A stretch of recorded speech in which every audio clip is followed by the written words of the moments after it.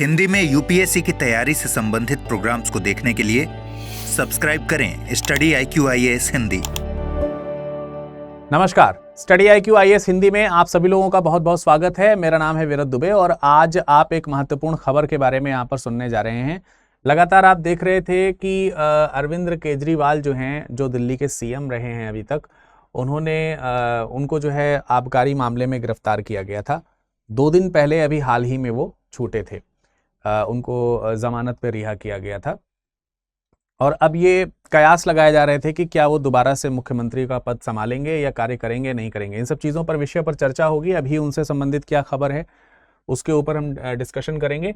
आप विरत live code का प्रयोग करके आज के दिन का उपयोग कर सकते हैं। रीजन बिहाइंड कि भाई आज 15 सितंबर है और 10 साल बेमिसाल इस ऑफर का आज आखिरी दिन है, तो इस दिन को आप अपने हाथ से निकलने ना दें और किसी प्रकार से किसी बैच में ज्वाइन होना चाहते हैं तो ज़रूर ज्वाइन हो जाइए। 2025 के लिए भी बैच है, 2026 और 2027 के लिए भी बैच है। ऑप्शनल में भी आज छूट आपको मिलेगी, विरत लाइव कोड का इस्तेमाल कर सकते हैं। तो सबसे पहले आइए खबर क्या है, आइए उसके ऊपर एक नज़र डालते हैं। खबर ये है कि Arvind Kejriwal to resign as Delhi CM, Delhi के सीएम के पद से उन्होंने रिजाइन करने की बात कही है। आबकारी मामले में उनको गिरफ्तार किया गया था, लेकिन अभी जो है आप देखेंगे उन्होंने इस पद से जो है अपने आप को इस्तीफा नहीं दिया था। जेल में वो रहे, गिरफ्तार रहे, जेल में रहे, लेकिन उनको जो है इस पद से उन्होंने इस पद से इस्तीफा नहीं दिया था। इस्तीफा देने की कई सारी कंडीशंस बार बार आई, लोगों ने कयास लगाया कि शायद अब इस्तीफा देंगे, पर ऐसा हुआ नहीं। फाइनली अब उन्होंने जो है इस्तीफा देने की बात कही है। उन्होंने कहा है कि हम 2 दिन बाद जो है इस्तीफा दे देंगे। तो ये खबर है, Kejriwal says we will have a meeting with MLAs and announce a CM face for Delhi when I step down. तो 2 दिन बाद एक तो वो इस्तीफा देंगे। अब 2 दिन बाद जब इस्तीफा देंगे तो अगला सीएम कौन होगा, अगला सीएम जो है वो कौन होगा, इस पर जो है वो कयास लगाए जाने शुरू कर दिए गए हैं। लेकिन उन्होंने ये कहा है कि हम MLAs की जो मीटिंग है उनसे मिल करके इस पर डिस्कशन करेंगे। कुछ लोगों ने सिसोदिया जी का नाम भी लिया हुआ है, पर देखते हैं कि उस पर क्या रिजल्ट आएगा। जो भी है, बाय द वे ओवरऑल मुद्दा क्या था, ओवरऑल मैटर क्या था, अगर आप देखेंगे तो सीएम अरविंद केजरीवाल जी जो थे, अरविंद केजरीवाल, अगर हम इनके बारे में जाने, केजरीवाल ये जो हैं अभी हाल ही में 2 दिन पहले यानी कि 13 सितंबर को उनको जो है रिहा किया गया। ठीक है, किस पर रिहा किया गया? जमानत पर रिहा किया गया उनको 13 सितंबर को। ये तो आप लोगों को मालूम ही होगा शायद। लेकिन जब जमानत पर उनको छोड़ा गया तो क्या वो अब सीएम बन सकते थे, यानी कि क्या वो सीएम के कार्य जो है वो संभाल सकते थे? इनको इस चीज के स्पष्टीकरण के लिए जो सुप्रीम कोर्ट है, माननीय जो न्यायालय है, उन्होंने क्या कहा है उसके ऊपर थोड़ी सी चर्चा करेंगे। तो एक न्यायमूर्ति है जिनका नाम है सूर्यकांत, न्यायमूर्ति सूर्यकांत जी जो हैं इनके मामले को देख रहे थे। और एक और न्यायमूर्ति है न्यायमूर्ति भुइयां, ठीक है, उज्जवल भुइयां, उन्होंने भी इस मामले में सुनवाई की है। उनकी पीठ थी जो अरविंद केजरीवाल के मुद्दे को देख रहे थे, क्या नाम है, उच्चतम न्यायालय की तरफ से।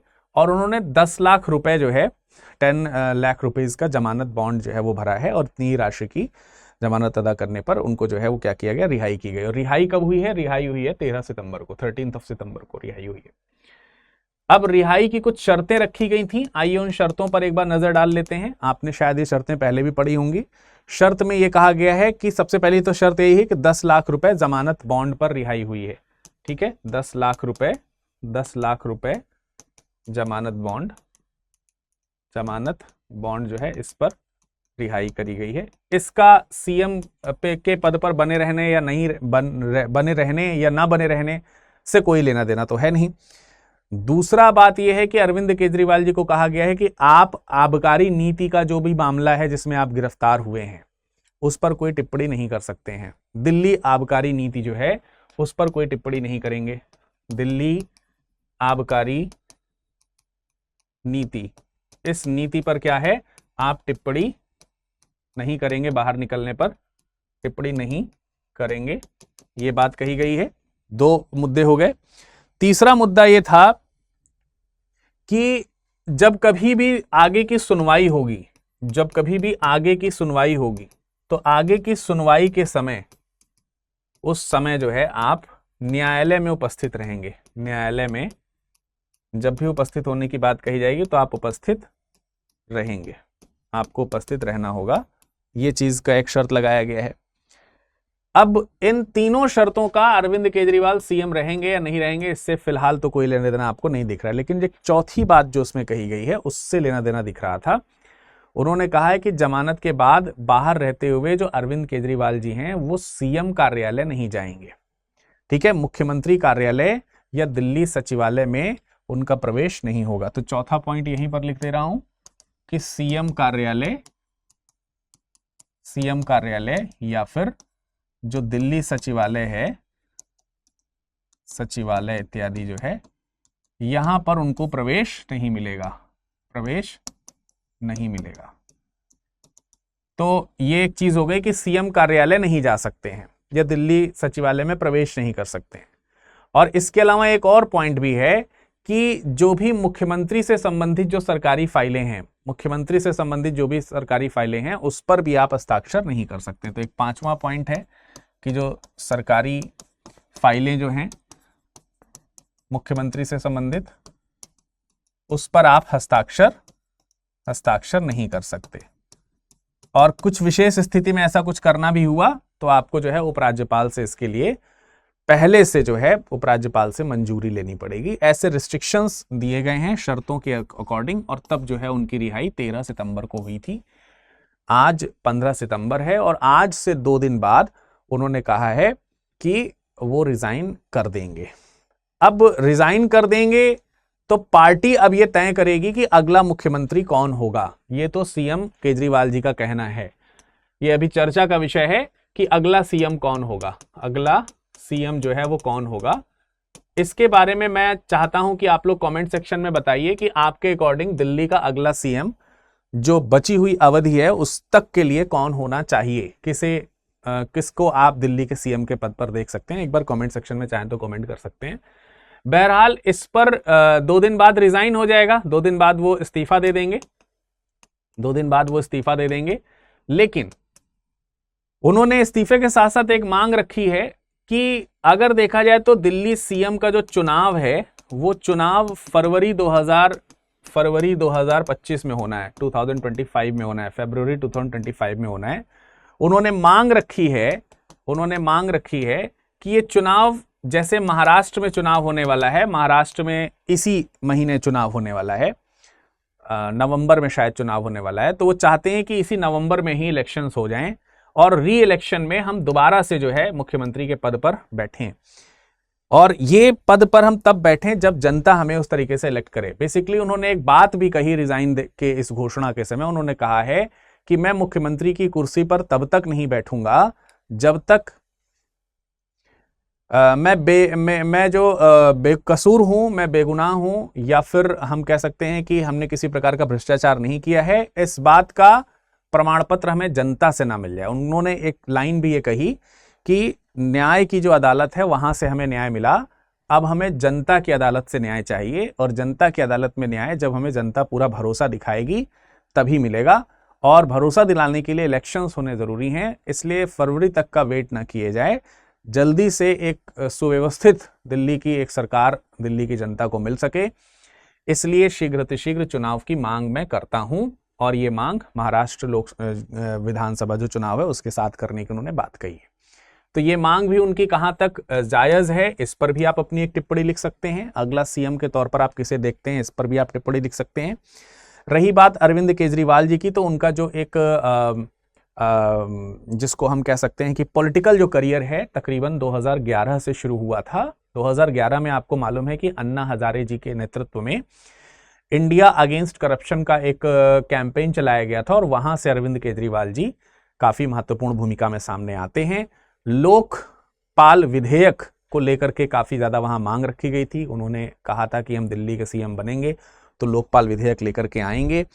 2013 में इलेक्शंस होते हैं, 2013 के इलेक्शंस में 70 में से 28 सीटें भी वो जीतते हैं, लेकिन लोकपाल विधेयक पर प्रमुख तौर से काम नहीं हो पाता है। फिर कुछ कठिनाइयां आती हैं, उन्होंने कुछ ही समय पश्चात तकरीबन 50 दिन के भीतर ही उन्होंने इस्तीफा भी दे दिया था उस समय। अगेन री इलेक्शन हुआ 2015 में। आप देखते हैं आप आम आदमी पार्टी जो इनकी पार्टी है उसमें इनको भारी बहुमत मिला था इस बार। More than 65 seats, I think I guess 67 seats जो है उनको मिली थी आउट ऑफ 70, और ये भारी बहुमत से दिल्ली के सीएम बने थे 2015 से, तब से अभी तक वो रहे हैं। 2014 में एक बार इलेक्शन जो अभी आपने देखा कि उसमें उन्होंने मुख्य जो प्रधानमंत्री जो थे वर्तमान समय में हैं नरेंद्र मोदी जी, उनके खिलाफ उन्होंने लोकसभा का चुनाव भी लड़ा था, वाराणसी थे, उसमें हार गए थे। बहरहाल दिल्ली के अरविंद केजरीवाल को दिल्ली में जैसे 20,000 लीटर के आसपास तक जो मुफ्त पानी है और इसके अलावा कुछ मुफ्त बिजली की यूनिट्स इत्यादि की जो सब्सिडीज वगैरह दी हैं उन्होंने, उस सब चीज़ों के लिए याद किया जाता है, जाना माना जाता है। फिलहाल अगर आप देखेंगे तो अभी वो इंडियन रेवेन्यू सर्विसेज में हुआ करते थे पहले, बाद में उन्होंने 2011 से राजनीति में प्रवेश कर लिया है, और अब देखना है कि उनका सीएम का अगला कार्यकाल आएगा या नहीं आएगा। बहरहाल उन्होंने फिलहाल तो इस्तीफा दे दिया है। अब आपका इस पर क्या मत है, एक बार जरूर जो है हमें यहाँ पर बताइएगा कमेंट सेक्शन में। आगे की जो भूमिका है, जब अगली इससे रिलेटेड कुछ खबर आएगी तो उस खबर को हम यहाँ पर आपके समक्ष प्रस्तुत करेंगे। टिल देन आप सब लोगों का बहुत बहुत शुक्रिया। जाते जाते मैं बता दूं कि आज 15 तारीख है, 15 तारीख को 15th को आपको ध्यान रखना है, 15 तारीख को आपको ध्यान रखना है, लास्ट डेट है छूट की। आप ऑप्शनल सब्जेक्ट्स जो हैं, ऑप्शनल सब्जेक्ट्स में भी भारी डिस्काउंट प्राप्त कर सकते हैं, एज वेल एज अगर आप P2I में अगर आप लेना चाहते हैं एडमिशन, जैसे प्रतिज्ञा का P2I बैच है, तो ये P2I जो है ये भी बहुत इंपॉर्टेंट P2I है, इसमें भी आज ही भर सेल उपलब्ध है विरध लाइव कोड के इस्तेमाल से। 16 सितंबर से आपसे बैचेस शुरू होने वाले, मैक्सिमम डिस्काउंट आपको मिलेगा। और प्रतिज्ञा प्लस जो 2025 को टारगेट किया जा रहा है जिसमें, इसमें भी आपको आज ही डिस्काउंट मिलेगा। हालांकि आप प्रीलिम्स क्वालिफाई करेंगे, आपकी फी रिफंड हो जाएगी, हर हफ्ते 11,000 रुपये जीत सकते हैं। फ्री में आपको किताबें मिलेंगी, 18 किताबों का सेट, सिलेक्शन बॉक्स। प्रीलिम्स की तैयारी के लिए आपको जो है पहले से प्रीलिम्स से पहले आपको जो है वो दे दिया जाएगा SIP का प्रोग्राम, निःशुल्क रहेगा वो, ठीक है। तो ये तमाम सारी सुविधाएं इस बैच में उपलब्ध हैं, विलंब मत कीजिए, नहीं तो फिर ये मौका हाथ से निकल जाएगा। सबसे बड़ी बात है कि इन बैचेस, जैसे 2025 के बैच की वैलिडिटी 18 माह की हुआ करती थी, लेकिन इसको बढ़ा करके आपको इसमें 36 माह की वैलिडिटी दी जाएगी। आप जो है इसे विरध लाइव कोड के साथ में 21,500 में प्राप्त कर सकते हैं। इसी तरीके से 2000 अगर हम 26 की बात करें, 2026 में अगर आप इनरोल करा रहे हैं, 2026 वाले बैच में इनरोल करा रहे हैं, तो वैलिडिटी आपकी 48 मंथ्स की होगी, जो कि पहले 24 मंथ्स की हुआ करती थी। और इसका जो प्राइस है वो 33,000 से 29,000 आपका पड़ेगा। 29,000 में आप इसे प्राप्त कर सकते हैं विरध लाइव कोड के इस्तेमाल से। अगर आप 2027 में एडमिशन लेना चाहते हैं लॉन्ग टर्म बैच में, तो आपको इसमें वैलिडिटी जो है वो 60 मंथ्स की मिलेगी, जबकि पहले जो है वो 30 मंथ्स की मिला करती थी। और इसका प्राइस जो है वो 39,000 हुआ करता था, अभी आपको 35,000 में मिल जाएगा। तो इसमें 3 साल आप देख सकते हैं कि 60 माह की वैलिडिटी है। उस अकॉर्डिंग अगर आप देखेंगे तो 600 रुपये प्रति माह ही आपका केवल यहाँ पे खर्चा आएगा, इससे ज़्यादा नहीं आएगा। बैचेस शुरू हो रहे हैं, विरध लाइव कोड का इस्तेमाल करना है और आपको हमारे साथ में इस बैच से जुड़ जाना है। तो आई होप कि आपको पॉइंट्स जो हैं वो क्लियर हुए होंगे। थोड़ा बहुत आपने अरविंद केजरीवाल जी के बारे में भी जाना होगा। हमसे जुड़ना है तो आप हमारे ईमेल आईडी या फिर टेलीग्राम से हमसे संपर्क कर सकते हैं। आपका समय शुभ हो, धन्यवाद। हिंदी में यूपीएससी की तैयारी से संबंधित प्रोग्राम्स को देखने के लिए सब्सक्राइब करें स्टडी IQ IAS हिंदी।